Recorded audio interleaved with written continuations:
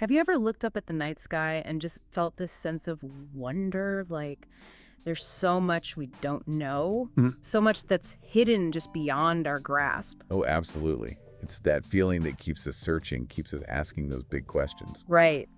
Lately, it feels like those mysteries are getting harder and harder to ignore. I mean, you've probably heard about all those drone sightings. Oh, yeah, the ones over New Jersey. Yeah, those were all over the news. And then similar reports started popping up in Germany and even Great Britain. Exactly. It's like suddenly everyone's looking up and seeing things they can't quite explain. But even as we try to figure out the whole drone thing, there's this other phenomenon that keeps surfacing. Something, honestly, a lot more perplexing. You're talking about the orbs. Yeah, the orbs, they're almost like a whisper from another reality. Welcome, viewers, to the Quantum Soul Channel. It's interesting, isn't it, how these really strange events, these things we can't quite explain, they can make us rethink our whole understanding of history and maybe even our place in the universe. That's a great point. And that's exactly what we're doing today on this deep dive. We're going to be exploring ancient mysteries, the possibility of extraterrestrial contact, and the hidden meanings in our own history. And to guide us on this journey, we have the insights of Paul Anthony Wallace. Author of Escaping from Eden and the newly released Eden Enigma. Exactly. So much of what we'll be discussing comes from a recent conversation with Paul where he really unpacks his extensive research into mythology, ancient history, and the possibility that we haven't been alone, that maybe, just maybe, there have been other intelligences influencing humanity's development. So for our listeners tuning in today, think of this deep dive as a kind of intellectual puzzle. We're going to take all these different pieces, ancient cultures, unexplained phenomena, and our own human history, and see if we can fit them together to create a more complete picture. A picture that might reveal something truly amazing about who we are and where we come from.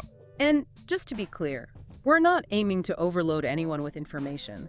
Our goal is to spark those aha moments, to help you connect the dots and see the patterns that might be hidden in plain sight. And those patterns, those connections, they often lead back to the very phenomena we're witnessing today. These unexplained aerial events. History is repeating itself, but maybe with a slightly more modern twist. Right. So let's jump right in and unpack this, starting with what everyone's talking about. The UAPs, the unexplained aerial phenomena. We already touched on those drone sightings, and I think it's important to remember those weren't just isolated to New Jersey. You're right. We saw reports from Germany and Great Britain, too. A real flurry of activity. Yeah. And Wallace, he has a really interesting take on this.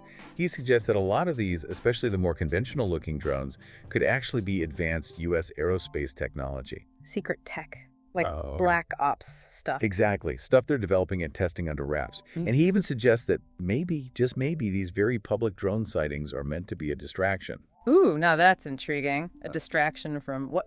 This is where things start to get really interesting because while we have these drones zipping around, we also have these reports of orbs appearing. And orbs, they're in a whole other category. Oh, absolutely.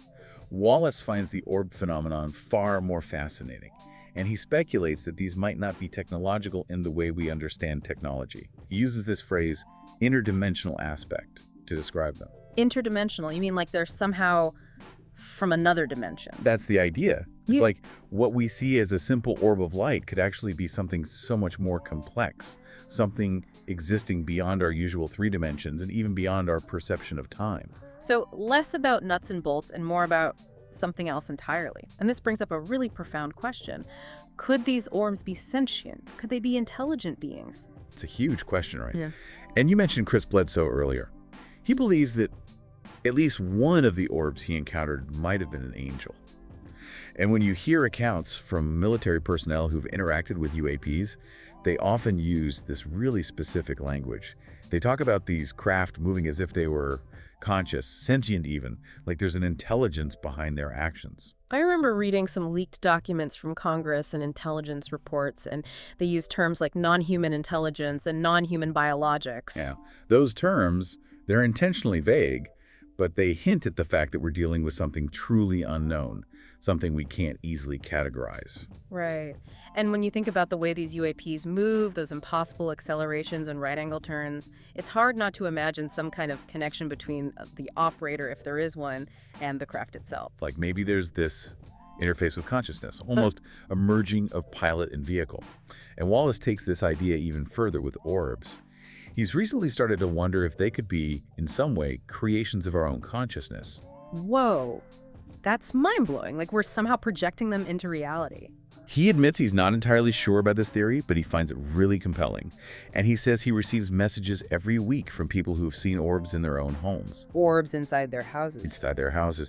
And they often describe this sense that the orbs are aware of them, observing them. So it's not just military encounters or things happening in the sky. It's like these phenomena are entering our everyday lives. Absolutely. It blurs the lines between what we consider out there and what's right here in our own homes. Now, whenever we talk about UAPs or strange lights in the sky, there's always this question that comes up. Could this be some kind of elaborate hoax, a false flag operation? Like, are we being set up for a fake alien invasion? Well, Wallace is pretty clear on this point. He doesn't think a false flag alien invasion scenario is likely, at least not anytime soon. He says that after decades of UAP disinformation, of people being ridiculed for even talking about these things, the public just wouldn't buy it. There's too much distrust, too much skepticism. Yeah, it would be hard to convince people after all these years of denial and cover-ups. But this brings up the whole issue of disclosure, right?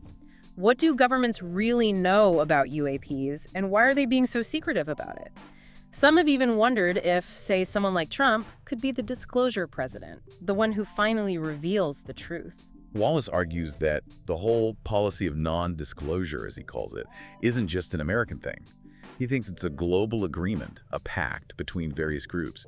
And these groups, he suggests, might include not just extraterrestrial intelligences, but also ancient ancestral groups who have had a hand in, as he puts it, Project Earth. A pact. That sounds like something straight out of science fiction. But also kind of exciting, right? The idea that there's this cosmic agreement in place. It's a really big idea. He draws on this concept of a council of the sky, which you find in various mythologies. The idea is that there have always been these different factions, these powerful forces, competing for influence over humanity and the planet. And he believes this is still happening today. So it's like a cosmic game of chess, with us as the pawns. Maybe not pawns, but definitely players in a much bigger game. And Wallace suggests that maybe these agreements are starting to loosen a bit. He calls it soft disclosure. It's like they're slowly, carefully preparing us for the truth. So instead of a sudden, shocking revelation, it's more like a trickle of information. Yeah, slow drip. And he thinks our potential ET visitors prefer it this way. They want us to get used to the idea of them being out there before they make any kind of grand entrance. And he says their policy seems to be one of no self-revelation, except in very specific controlled situations like behind closed doors with certain industries or intelligence agencies. Makes you wonder what those conversations are like. But then there's that fascinating story about Hemeshed. Yeah, the former head of Israel's space security program. He came out and said that contact has been happening for a long time, that there's even been collaboration and exchange of technology between humans and extraterrestrials. And all of this, he claims, is being kept secret by the U.S. and Israeli governments. It's a pretty explosive claim coming from someone in his position. Right. He was the head of Israel's space security for 28 years. He would definitely be in the know. And what's even more intriguing is that, according to several reports, Eshed has been under house arrest ever since he made those statements. House arrest? Seriously? That's what's been reported, which kind of makes you wonder if there's some truth to what he's saying, right? If they're trying to silence him. It definitely adds another layer to the whole mystery. But speaking of mysteries, let's shift gears a bit and talk about Paul's recent trip to Turkey. Yes. His new book, Eden Enigma, has the subtitle, "Do Ancient Carvings in the Mountains of Turkey Carry Memories of ET Contact from the Dawn of Civilization?" It's a big question, and Paul went looking for answers. So what did he find? Well, he went to Turkey, expecting to find more evidence of humanity's deep history in that region, especially after the Younger Dryas event. The Younger Dryas, that was a period of massive climate change, right? Around 12,000 years ago. Right. And a lot of historical and mythological clues point to ancient Armenia, specifically the area around Mount Ararat, as a kind of central point for the reemergence of civilization after that cataclysmic period. You have the story of Noah's Ark landing on Mount Ararat. The Babylonian creation myths also talk about surviving a global flood. Exactly. It's like this idea of a reset button being pressed, a new beginning. And ancient Greek and Roman writers talk about Armenia as the birthplace of the Iron Age, which was another huge leap forward for humanity. So Paul was looking for traces of that ancient knowledge. He was. And he was also really intrigued by the sagas of Snorri Sturluson, this Icelandic historian who wrote about the Norse gods. Sturluson claimed that an advanced people came from ancient Armenia and migrated to the Baltic states, Northwest Europe, Scandinavia, even Iceland, bringing their knowledge with them. It's amazing how these ancient stories connect different parts of the world. It is. But the biggest surprise for Paul came when he started researching the Urartian people, who lived in Bronze Age Turkey about 3,000 years ago. They might not have built massive pyramids or anything, but they left behind these incredible cuneiform inscriptions and symbols carved in bas relief. And these carvings, they tell a really fascinating story. And what's the story? What did those ancient symbols reveal? The story seems to be about a crucial turning point in human history, about how we recovered and rebuilt after the last ice age. And a big part of that story is about the development of agriculture. It makes sense, right? Without agriculture, we wouldn't have civilization as we know it. We wouldn't be here having this conversation. Exactly. Agriculture is the foundation of everything. And it's fascinating because modern DNA and archaeological research actually supports this. There's evidence of a migration from the Armenian Anatolia region that spread agricultural practices and even megalithic building techniques throughout Northwest Europe and the Baltic states. So the science is backing up the ancient stories. It is, which is pretty incredible. But here's the big question, the one everyone wants to know. Did Paul find any undeniable proof of ET contact in those ancient Turkish carvings? I was wondering that myself. Well, he says he didn't find any single smoking gun piece of evidence that would definitively prove ET contact. But what he did find were these incredibly compelling stories and correlations between the Turkish narratives and similar stories from cultures all over the world. It's that repetition, that consistency across cultures and time periods that really makes you think, right? Absolutely. When you see the same details, the same motifs popping up in completely different cultures, it starts to feel like there's a shared memory there, like they're all remembering something that actually happened. And Paul mentioned one specific detail from the Urartian story that he found really persuasive, the symbol of the bag and the pine cone. Why was that symbol so significant? That symbol is found all over the world, not just in Turkey. And there have been all sorts of theories about what it means. Some people think the pine cone represents the pineal gland, which is associated with spiritual awareness. I've heard that theory too. But when Paul compared the Urartian carvings with similar ones from Armenia, he realized that the bag and the pine cone were probably actual tools used for manual pollination. They were tools for helping plants grow. So not just symbolic, but practical. Exactly. And this connects to the whole idea of rebuilding after the Ice Age. If the ecosystem was devastated, they would have needed ways to refertilize the land and help plants grow again. So the bag and the pine cone, they represent this crucial act of restoring life. Exactly. And it's fascinating how this ties back to the Bible. You mentioned the area Paul was researching as part of Upper Mesopotamia. And in his previous books, he argues that this is where the biblical stories really begin, with Abraham coming from Ur of the Chaldees. Right, Ur of the Chaldees. But what does Ur actually mean? It means the high place, or the high country of Hal. And Hal refers to the people of Chaldee, who lived in ancient Armenia around Mount Ararat. So Ur of the Chaldees could actually be referring to the same area Paul was researching. So Abraham might have come from the same place where the Urartians lived? That's what Paul suggests. And this is supported by the book of Ezekiel, which mentions the high place of the mighty being in the high country of Mesopotamia. It all points to this region being a kind of cradle of civilization. And the Urartians, they had their own unique way of recording history, right? They used cuneiform writing, which was common in Mesopotamia at that time. But they inscribed their stories in these incredibly durable bas-relief carvings. And luckily, there are still people who can read cuneiform and understand the ancient Urartian language. So we can still access their stories after all these years. What did those stories reveal about the Urartian kings? Well, the kings would often connect their own legitimacy to the ancient history of the region. They would boast about how they transformed barren land into fertile land, how they brought prosperity to their people. But the interesting thing is, this idea of transforming the land goes back much further than the Urartian kings themselves. It's a story that's almost 10,000 years old. So the kings were tapping into this really ancient tradition. They were. And the beings credited with this transformation, the ones who made the land fertile again, they were called Tinger. Tinger? What does that mean? It's often translated as gods, and they're depicted in the carvings as winged beings. And what's really interesting is that they're often shown engaged in manual pollination, like they're helping plants grow. So they're not just sitting around on clouds, they're actively involved in the world. Exactly. And the symbol of the bag and the pine cone, it might be a memorial to these Tingers.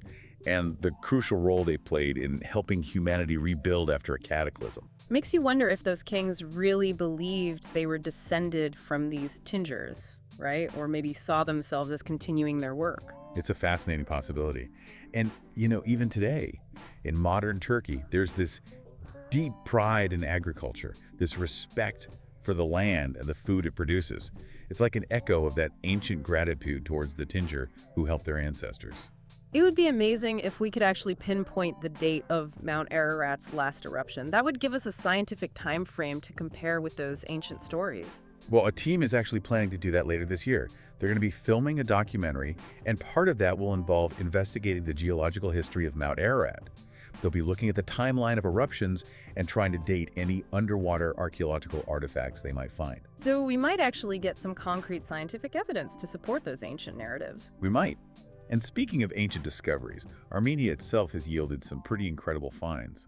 The world's oldest winery was discovered there, which ties in with the story of Noah planting a vineyard after the flood. Oh, right. I remember reading about that. And they've also found the oldest known leather shoe, which is about 5,500 years old, and one of the oldest wheeled carts. It's amazing what they're finding in that region. It really does seem to be a cradle of civilization. Now let's talk about the flood story itself. The biblical account in Genesis says that the flood happened because of, well, there are different interpretations, but it seems to imply that there was some kind of genetic mixing going on. Hybridization between humans and something else. Yeah, that's how Genesis is often interpreted. But when you look at the older Mesopotamian flood stories, like the Epic of Gilgamesh, they tell a slightly different story. In those stories, the flood is more about population control. Population control, like the gods were worried about there being too many humans. That's the idea. In the Atrahasis epic, for example, the gods try different methods of population control before they decide on the flood. They send diseases, plagues. Wow, so the flood was like a last resort. It seems like it. And in the Mesopotamian stories, the god Enlil is the one who wants to wipe out humanity, but Enki, another god, comes up with a plan to save one righteous man and his family. That's very similar to the Noah story. It is, right? But the motivations are different. In the Mesopotamian stories, it's not about sin or punishment. It's more about managing the population. It's a very pragmatic approach, if a bit harsh. And after the flood, they even talk about implementing birth control measures to keep the population in check. It's a completely different perspective. It is. And it makes you think about why the biblical version took on this more moralistic tone. Maybe they were trying to teach a lesson, or maybe the story evolved over time, becoming more about sin and punishment. Could be. But the fact that flood stories are so common across cultures, it suggests that there's some truth to them, that there was a real cataclysmic event that humanity has tried to make sense of. Now, I want to shift gears a bit and talk about a topic that I know a lot of people are fascinated by: the history of the cross as a symbol. It's something that Paul explores in his new book, and it's really eye-opening. Oh, absolutely. Most people associate the cross with Christianity, but its history goes back much further than that. We find early forms of the cross being used as symbols in the Vinca culture, which existed in southeastern Europe around 8,000 years ago. And by the time Christianity adopted the cross as its main symbol, it already had all these different layers of meaning. So Christianity didn't invent the cross, they inherited it. Exactly. And the cross was associated with all sorts of things: eternity, portals, celestial bodies, historical turning points, debt to a higher power, service to a higher power.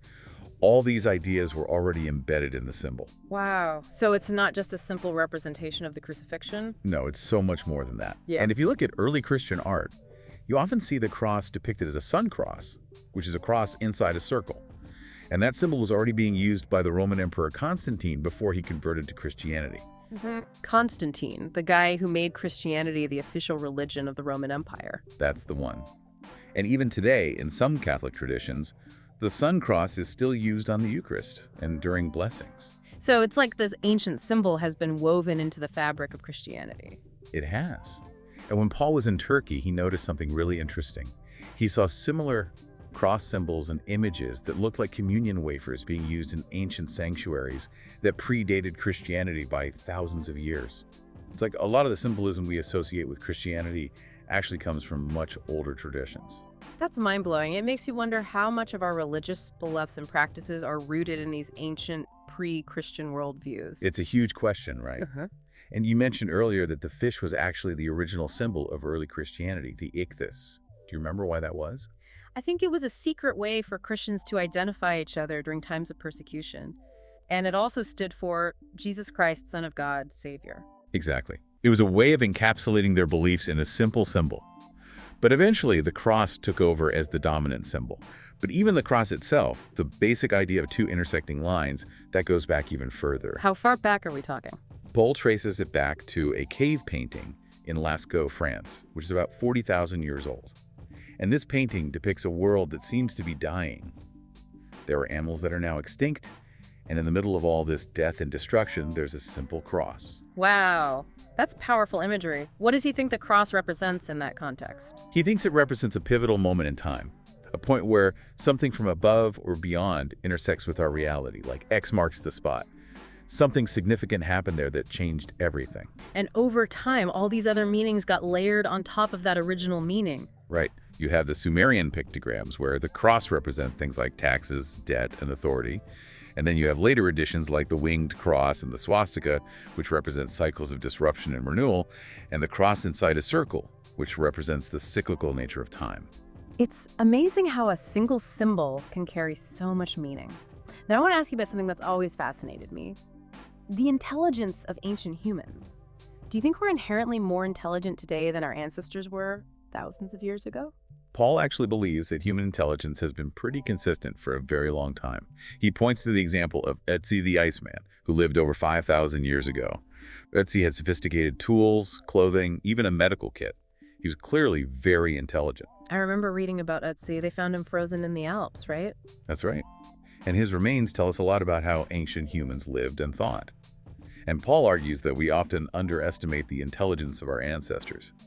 We tend to think of them as primitive, but they were just as capable of learning, adapting, and solving problems as we are. So the difference isn't necessarily in our brain power, but in the knowledge and technology we've accumulated over time. That's a key distinction. We're standing on the shoulders of giants, so to speak. But the basic building blocks of intelligence, those have been there all along. But there are those who believe that maybe there were periods in our history where we got a little help, external intervention, maybe even genetic manipulation. Yeah, those are some pretty big ideas. And Paul doesn't shy away from them. He points out that a lot of ancient origin stories, from Sumerian to Mayan to African traditions, talk about interventions from higher beings, beings who helped shape humanity. And the Mayan story about how neither humans nor apes evolved on their own. That's a really intriguing one. It is, and it ties into this idea that maybe we weren't alone in our evolutionary journey. Maybe there were other intelligences guiding or even influencing our development. Did the Urartian stories talk about this kind of manipulation? Were they altered by these Tinger beings? Paul didn't find any evidence of that in the Urartian stories. They seem to have seen the Tinger as helpers, as teachers. They talk about them arriving in disc-shaped objects, which they called flying shields. Flying shields? That's interesting. It is, right. And it makes you wonder if maybe we've been visited by these beings throughout history, but we've interpreted their presence differently in different times and cultures. So maybe the Tinger and the flying shields are just different names for the same phenomenon. Could be. And the Urartians seem to have been really grateful for their help. They saw them as bringing knowledge and technology, like the practice of manual pollination. And their story raises a fascinating question. Could we, humanity, be the ETs in someone else's story? Maybe we've intervened in the development of other species on other planets. It's a mind-blowing thought, right? Yeah. But focusing on the Urartian narrative, they clearly saw these Tinger as being separate from themselves.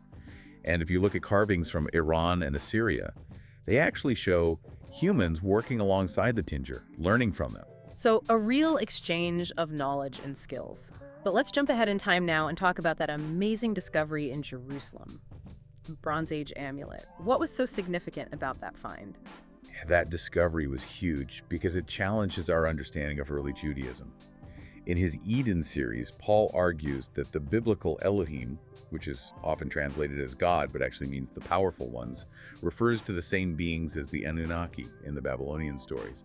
And he suggests that early Judaism, before it became strictly monotheistic, was more like a collection of stories about encounters with these powerful beings. So not just one god, but a whole pantheon. Right. And the ancient Israelites had all these different names for these beings. Milcom, Dion, Anshera, they believed these beings had helped their ancestors in the past. But then later, during the monotheistic reforms, those other beings were demonized as false idols. Exactly. You see this in the book of Ezekiel, where the prophet is complaining about all these idols in the Temple of Jerusalem, and King Hezekiah actually tried to get rid of them to make sure that everyone was worshiping only Yahweh. So it's like they were rewriting history, trying to erase the memory of these other beings. In a sense, they were. And the amulet that was found in Jerusalem, it's a seal that was used by a high-ranking Jewish official.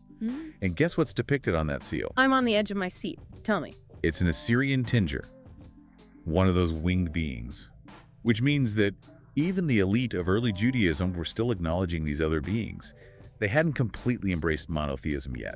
So this amulet gives us a glimpse into a time when the Israelites had a more nuanced view of the divine. They acknowledged the existence of these other powerful beings. They did. And it supports Paul's argument that the Bible is part of a much larger story, a global story, about contact with advanced beings. And the word tinger, which is often translated as gods, he thinks it just means advanced people who helped our ancestors. People, not gods. That's a huge shift in perspective. It is. And it makes you wonder if maybe those ancient stories about gods and goddesses, maybe they're not as mythological as we thought. Maybe they're based on real encounters with advanced beings. And you mentioned earlier that the winged tip of the tinger reminded someone of the whirling dervishes in Iran. Is there a connection there? Paul thinks there might be. He speculates that the whirling dervishes might be reenacting an ancient ritual, a way of achieving an altered state of consciousness that was used to communicate with those beings. So it's like a form of interdimensional communication. Maybe. And those beings are often depicted with wings, either real wings or capes that look like wings.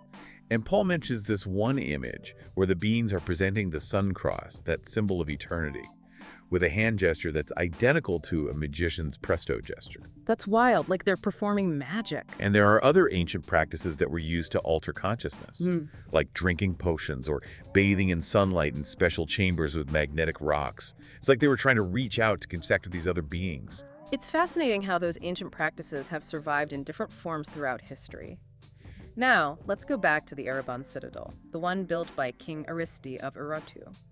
That carving of a sky full of disks, that was a celebration for them. It meant help was on the way. But today, we're a lot more anxious about things appearing in our skies. We are, aren't we? It's like our whole perspective has shifted. For the Urartians, those disks were a good thing. But for us, they often represent fear and uncertainty. And it's interesting that those ancient disks are often described as flying shields. And flying shields show up in other historical accounts too, like in Roman history and even in stories about Charlemagne. And they're often seen as observers, as protectors even. But something changed, right? Especially after World War II and the atomic bomb. Paul points out that there's been a huge increase in UFO sightings since the first atomic bomb was detonated. It's like those flying shields are paying closer attention now that we have the power to destroy ourselves. Maybe they're worried about us. It's possible. Paul actually thinks that these flying discs, or flying sorcerers, as he calls them, are concerned about our well-being, about the health of the planet. He thinks they might be trying to prevent us from destroying ourselves. That's a much more hopeful perspective than the typical alien invasion scenario. It is. And he points out that the Urartians saw those beings as helpers, not as threats. And he hopes that the beings who are visiting us today have the same benevolent intentions. I hope so too. It would be nice to know that someone's looking out for us. And Paul believes that contact might be happening on more than just a governmental level. He says he hears from people all the time who report personal contact experiences, everything from feeling a presence to receiving sudden insights or having meaningful synchronicities. He thinks it's happening all around us, in both big and small ways. So it's not just about governments and secret meetings, it's about personal connections, about subtle nudges from somewhere else. Exactly, and it ties back to the idea that these beings are interested in us, that they're trying to guide us in some way. It's a really hopeful message. But let's talk about something a little darker. The idea of ancient cataclysms and subterranean worlds. There are all these stories and even some archaeological evidence of underground tunnel systems, especially in places like Turkey. Right, and those tunnels might be connected to those ancient cataclysms. They might have been built as shelters. And the most famous example is Derinkuyu, that underground city in Turkey. It's huge. It could have housed 20,000 people. And it's not the only one. There's a whole network of underground cities in that region. and they were used for centuries. The Greek writer Xenophon wrote about them in the 5th century BCE. Wow, so they go way back. They do. And there's an ancient Persian story about a king who was warned about a devastating winter and built an underground city to protect his people.